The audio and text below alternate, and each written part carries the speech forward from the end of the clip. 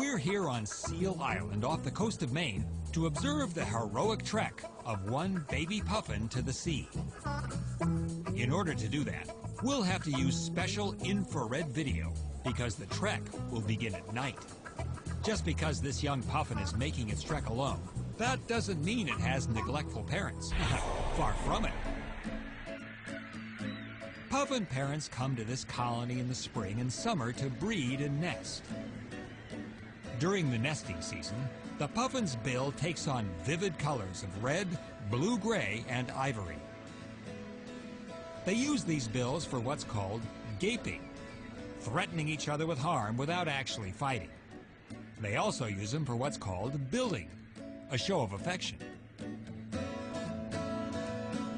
Puffins lay one egg per year, which is incubated in turn by each adult for 39 to 43 days. When the egg hatches, the parents gather food and bring it back for the baby for another 45 days.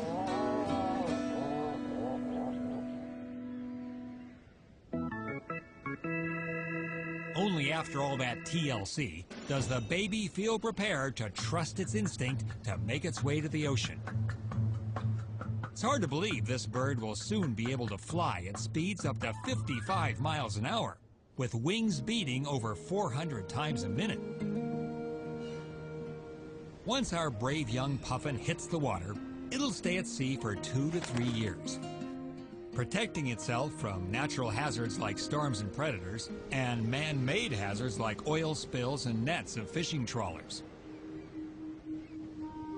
Even though our young puffin has to walk through rocky crags and craggy rocks, it has instinctively found its new home in the Atlantic Ocean. In a couple of years, it may be back here ready to mate. And of course, to be admired by thousands of tourists who adore this odd-looking but lovable seabird.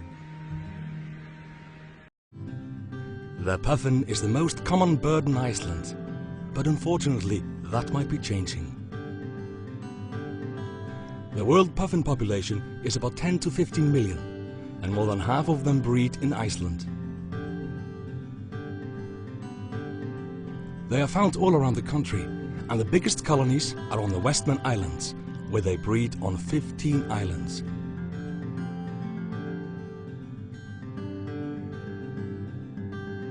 Seabirds are often long-lived, and the puffin is no exception. It can live for 30 years. In the Westman Islands, it mainly hunts sand eel, and it can dive down to 70 meters. The puffin spends all winter at sea and only comes ashore to breed. They are very loyal to their mates, and the male usually arrives before the female and starts to prepare the burrow. If the female doesn't arrive within a certain time period, he gives up and finds a new mate. But if the original mate appears later, he kicks the new female out and gets back together with his original mate. Each puffin pair has a burrow that can be several meters long. The nest is deep inside, and one chamber is used as a lavatory. They dig the burrows with their beaks and feet and often become very dirty. The puffin lays one egg per year, and the parents do not sit on it, but lay their wings on top of the egg and embrace it.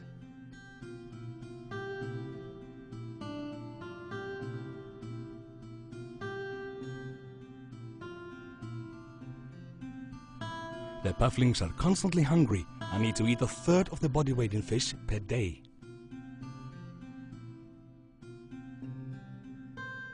This puffin managed to get a big fish, but he landed on the wrong place and decided to take a walk.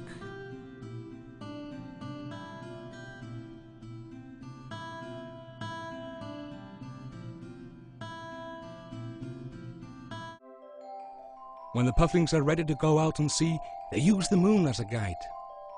If the burrows are close to the village, thousands of them will fly towards the lights and mistake them for the moon.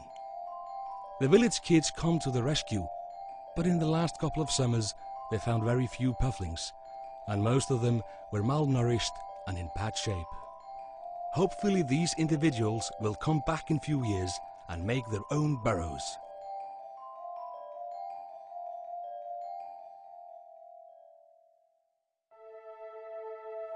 Global warming is mostly our own fault.